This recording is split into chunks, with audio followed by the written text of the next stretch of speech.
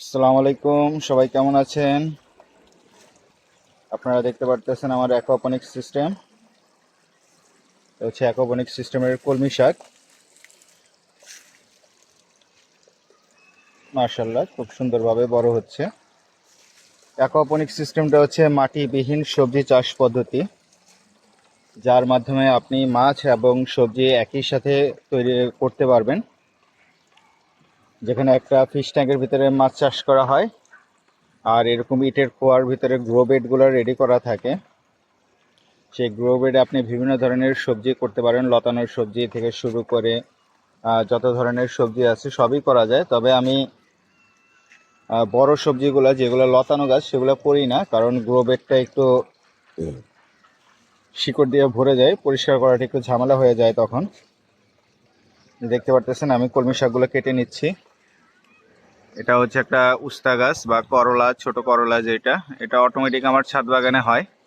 প্রতি বছরই দেখা যায় যে একটা দুইটা গাছ হয়ে যায় কোনো না কোনোভাবে। এই যে দেখেন করলা ধরতেছে, যে অনেক করলা আসতেছে এখন।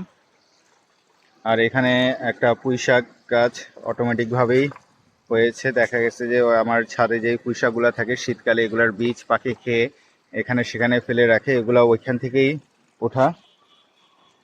এই পাশে একটা করলা গাছ উঠছে, পুঁই শাক গাছ আছে, এগুলো সব প্রাকৃতিকভাবে আমার ছাদে গ্রো করে থাকে।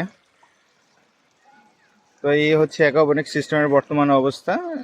বর্ষাকালে আমি খুব একটা করি না, শুধু কলমি শাকটা রাখি গ্রো বেডটাকে সচল রাখার জন্য।